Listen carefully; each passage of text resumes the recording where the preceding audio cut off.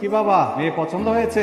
কি যে বেয়াইছে আপনি বলেন, আমার পছন্দই পছন্দ, ছেলের পছন্দ বলতে কোনো কথা নেই। হ্যাঁ, আমি যেটা বলবো সেটাই শুনুন। কি বলবো বাবা? আঙ্কেল, আপনার যখন এত পছন্দ হয়েছে বিয়েটা আপনি করেন।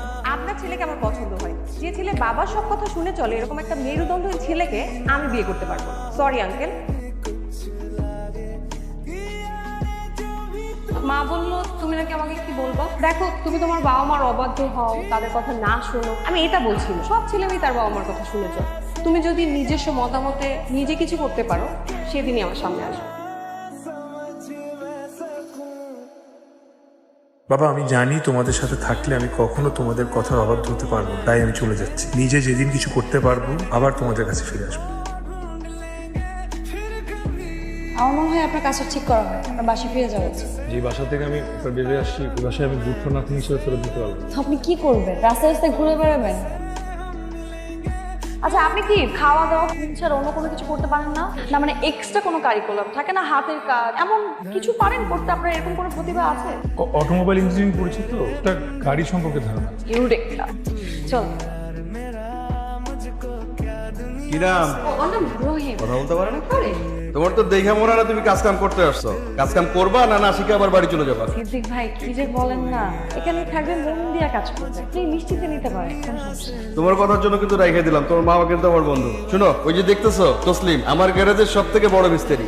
ও শুধু আমার গ্যারেজের বড় মিস্ত্রি না, সারা ঢাকা শহরের সব থেকে বড় মিস্ত্রি। আচ্ছা অনুমেয়া, কাম যে শিখবা, এই কাম সম্বন্ধে তোমার কোনো ধারণা আছে? টুকটাক আছে। আচ্ছা ঠিক আছে, তাহলে তোমার একটা প্রশ্ন করি। গাড়ির অ্যাক্সেলেটর আর হলো ব্রেক, এটা কোনটা কোন পাশে থাকে, এটা কত? ব্রেক বাম পাশে থাকে, অ্যাক্সিলারেটর ডান পাশে থাকে। বাহ, ঠিক আছে, যেমন এটা পারছো, তাহলে তোমার আরেকটু কঠিন একটা প্রশ্ন। হ্যাঁ, আচ্ছা, গাড়ির হচ্ছে সকেট জাম্পার, এটা কোন দিকে থাকে, কত? সকেট জাম্পার বলে তো গাড়িতে কিছু না, শক অ্যাবজর্ভার আছে চাকার উপরে। কিরে, হয়তো ঠিকই কইলো। আরে বাবা, এত কথা কি দরকার? এনে দাঁড়া আছে কেন? যাও তো, যা কাজে লাগো কাজ শিখিয়ে দিচ্ছি। কাজ শিখতে এসো, কাজ শিখো বাবা, এত কথা।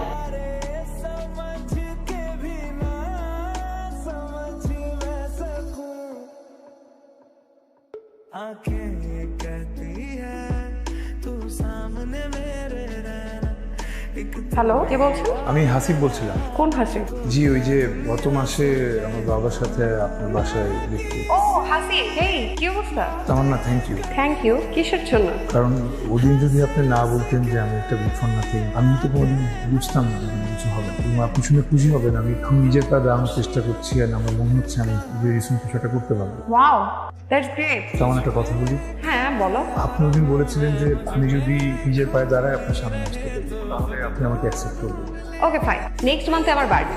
ওই দিন যদি তুমি তোমার মতামতে তোমার উপার্জনের টাকায় আমার জন্য একটা রিং কিনে আনতে পারো, আমি সেদিনই বুঝবো তুমি কতটা সাকসেসফুল হয়েছে। Thank you so much, thank you.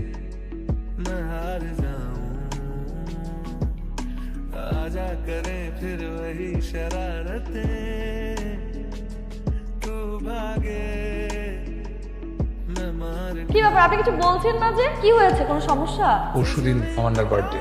তো আমি তামান্নাকে কথা দিয়েছি ওর বার্থডের দিন আমি নিজের ইনকামে ডায়মন্ড রিং দিয়ে আমি প্রপোজ করি। আর নিজে খাইতে পারি না, চলতে পারি না, ডায়মন্ড কোথা থেকে হবে?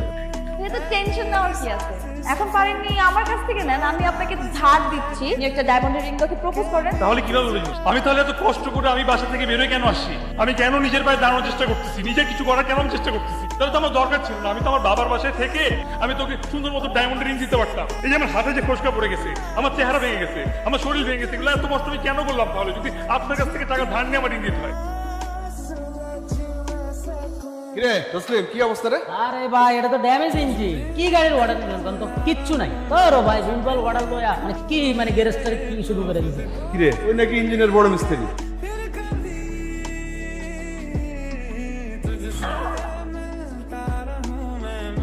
এই কেমনে কি স্টার্ট হলো কিভাবে? ভাই তেমন কিছু হয় না, আসলে গ্যাসকেটটা গরম হয়ে গেছিল দেখি ইঞ্জিন হিট হয়ে বন্ধ হয়ে গেছে। গ্যাসকেট যে বন্ধ হয়েছে এটা কেমনে বুঝছো? তুমি তো এ পর্যন্ত যাওই না। এমনি তোমার আমি যেদিন প্রথম দেখছি ওই দিনে কিন্তু আমার সন্দেহ হয়েছে। তুমি আসলে কে, সত্যি করে বলো তো। তুমি যদি না বলো আমি কিন্তু পুলিশ ডাকতে বাধ্য হবো। ভাই আসলে আমি অটোমোবাইল ইঞ্জিনিয়ার। অটোমোবাইল ইঞ্জিনিয়ার, তুমি এখানে হেল্পারি করতেছো? ভাই আমি আসলে কোথাও চাকরি পেয়েছিলাম না, এই জন্য ব্যাপারটা আপনার শুরু পেয়েছি। কিন্তু আপনি যদি চাকরি থেকে বাইক করে আমি খুবই বলে বলছি চাকরিটা। ঠিক আছে, বাট তুমি একটা ইঞ্জিনিয়ার, ইঞ্জিনিয়ারে যদি হেল্পারি করো আমার জন্য একটু অপমানজনক। তোমার যদি আমি রাখি, তোমার আমি যোগ্য সম্বন্ধে রাখবো। আরে তুমি যদি আমার গ্যারেজে কাজ করো তাহলে আমার গ্যারেজটা পুরো উন্নতি হবে, নতুন নতুন গাড়ি আসবে, গ্যারেজের চেয়ারে তো পাল্টা যাবে। আরে আদু এই পাও ধরে মাপছা, অনেক বেয়াদবি করছো। ভাই তুমি আমার মাফ, তুমি না আপনি আমার মাফ করে দেন ভাই, অনেক বকা বকছি আপনি ভাই, আমার মাফ করে দেন ভাই।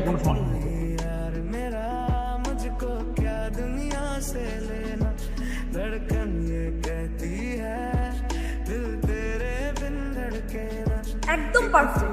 তুমি যদি এভাবে প্রপোজ করো না, আমার কি মনে হয় জানো, ও তো একসেপ্ট করবেই, সাথে আরো যদি কোনো মেয়ে থাকে সব একসেপ্ট করবে। যাও ওকে প্রপোজ করো, ও রাজি হয়ে যাবে। যাও।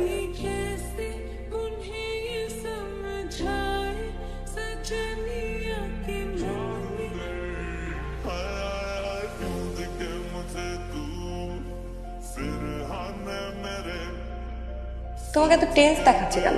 তুমি কি জানি বলবা, বলো। আমি তোমার কিছু ফেলে আসি, সরি, প্লিজ সরি। কোথায় যাচ্ছ?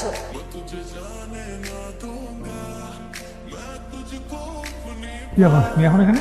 এমনি ইচ্ছা করলো না, ভালোই লাগছিল, সুন্দর একটা সন্ধ্যা, ভালো লাগছিল, একটু একা থাকতে ইচ্ছা করলো, এই জন্য বসে আছি। আচ্ছা, তোমার কি কাউকে ভালোবাসতে ইচ্ছে করে যার জন্য তুমি ইন্সপিরেশন হবে? তোমাকে ভালোবেসে কি যাবে? ইচ্ছে করে, আমার মনে হয় প্রত্যেকটা মেয়ের ইচ্ছা করে যে সে তার জীবনে একটা মনের মতো লাইফ পার্টনার পাবে, তার একটা সুন্দর সাজানো সংসার হবে, সারাটা জীবন মনের মানুষটাকে নিয়ে থাকবে। তুমি একটা কথা বলছি, কাউকে ভালোবাসতে না পারলেও যে তোমাকে ভালোবাসে সেই ভালোবাসার মূল্যায়ন করা উচিত। আমি না অন্য নিজের ভালোবাসা পাওয়ার জন্য আমি একটু প্রকৃত ভালোবাসার প্রিপারেশন দেখি। মানে তুমি জানি তোমাকে ভালোবাসো। Will you marry me?